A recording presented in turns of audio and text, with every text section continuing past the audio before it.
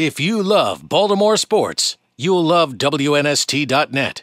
Duvall in the studio. What's up, Doug? How you doing, man? Hey, I'm glad to be here. It's always fun we get together. Well, we don't get together often enough. And, No. All right, so I got to tell you the whole story. You ready? You want to know why you're sitting here today? I am ready. All right. Traber. Okay. Yesterday, I come in, I don't even know who my guests are, and we got this kid pitching, and we love to talk to Traber because Traber's just, you got to love Traber. He's Traber. He's the best. So we call Traber, and Traber's always in his car between 2 and 3 going to work. And he works out in Oklahoma City. I tell him there's no people out there.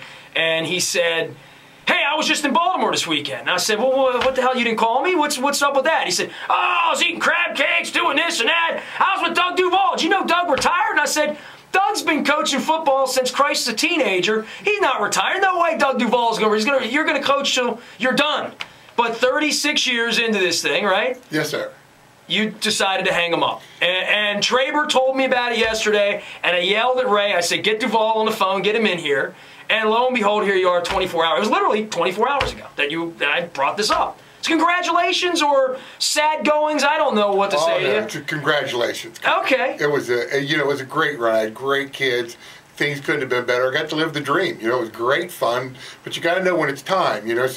Why is it time right now? I need to take a year off and just caught up.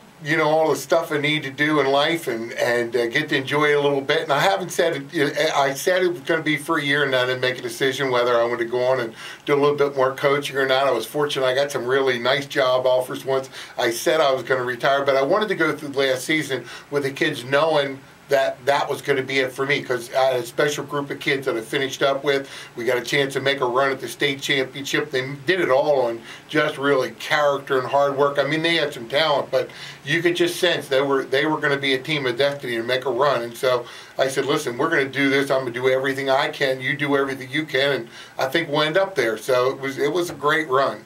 5 state championships for you? Uh-huh. Now, when did they start? When did they end? Run me through the whole thing with you, because I know you from the banquet circuit. I know you from when I was a kid in 1985 at the News American.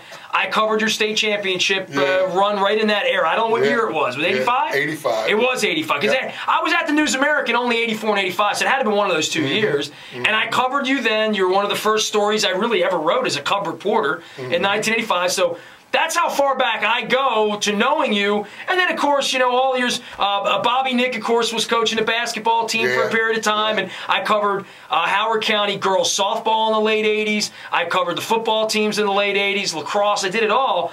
But you're still the one guy 25 years later, 24 years later for me. And you were a young old-timer then. So 36 years. We've been at it about 12 years trying to win a championship when we finally won one in 85. So that was the first one. That was the first one, and then we were able to tack a bunch together and had some great runs in there, so it was fun.